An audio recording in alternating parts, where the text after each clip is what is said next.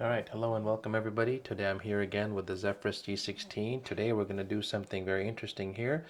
Much requested video, and often it's been requested. I just haven't had the time to get to it until now, nor the resources to do so. But today we're going to show you how to upgrade the SSD in your laptop to add more storage.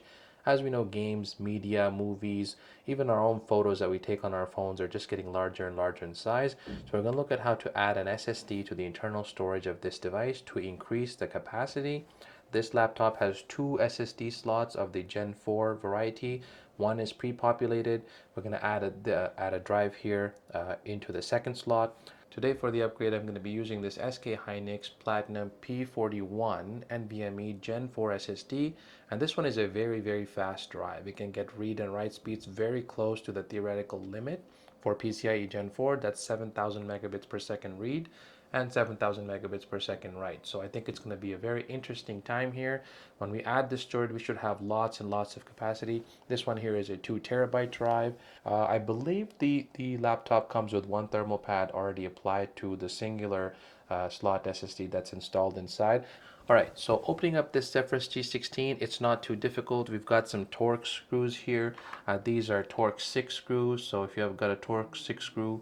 Alright, so we've got all the screws out here, 1, 2, 3, 4, plus 3 here, 7, and 4 in the back. There's a total of 11 Torx T6 screws here, and it's very important to keep in mind that you keep them isolated because there's actually 3 different sizes of Torx screws that are used on this laptop. And it's important to keep them separated here because there's 3 different sizes of screws here. Be sure you know which ones go into which location so that when you're reassembling the bottom lid here, you know exactly which screws should be placed where. Once you've got all 11 screws out, you want to use a pick tool like this, something plastic, that's not going to damage the laptop or the bottom lid here from the top corner and working your way down. So this is actually the rear where it meets the hinge of the laptop. So you want to start prying from here and then work your way around the sides and towards the center of the laptop before you're able to lift the bottom lid up. So let's do that here.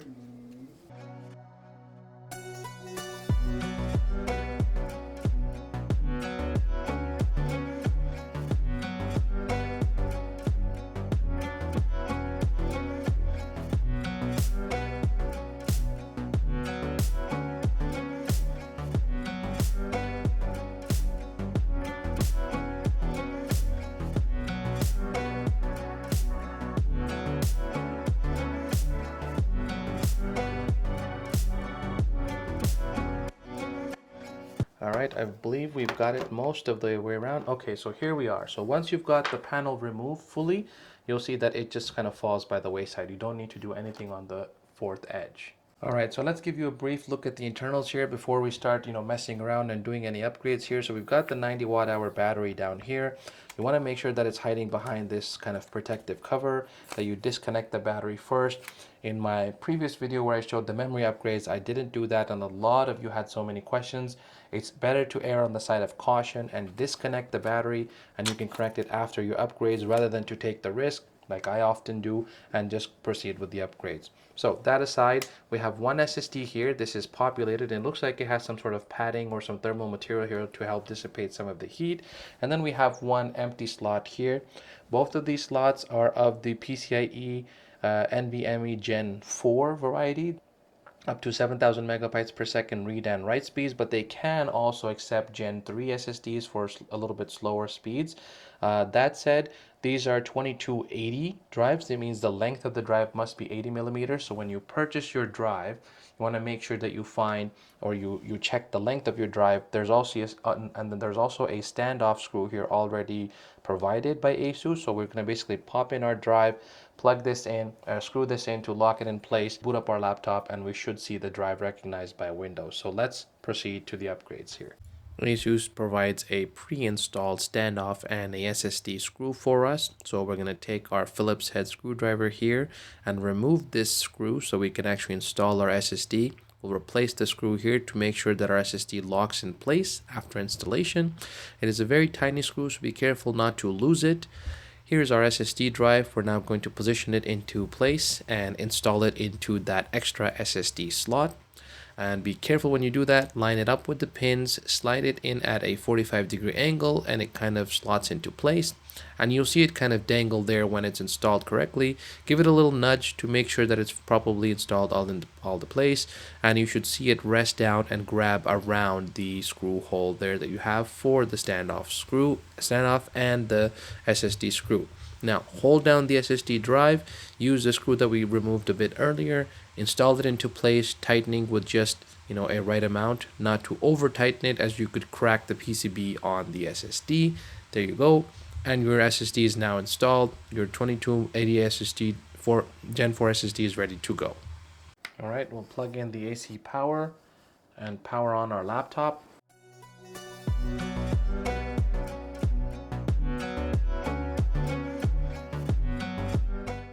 Once at your desktop, right-click on your Start menu and go to Device Manager.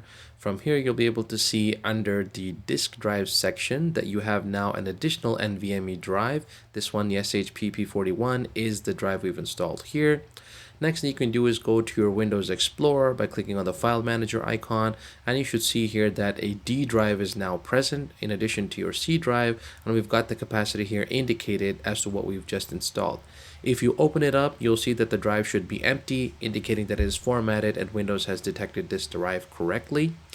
If for whatever reason Windows does not detect this drive, you can go on the Start menu, right-click, go to Disk Management, and from here you'll be able to see the actual recognized hard drives that are installed in this PC.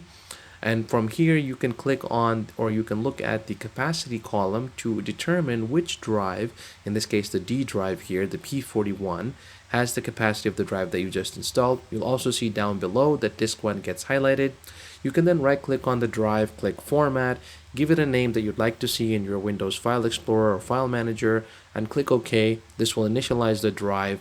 Next thing you'll need to do is to click on Change Drive Letter and give it a drive letter such as D, E, or Z drive so you can actually have it appear and be accessible from within Windows.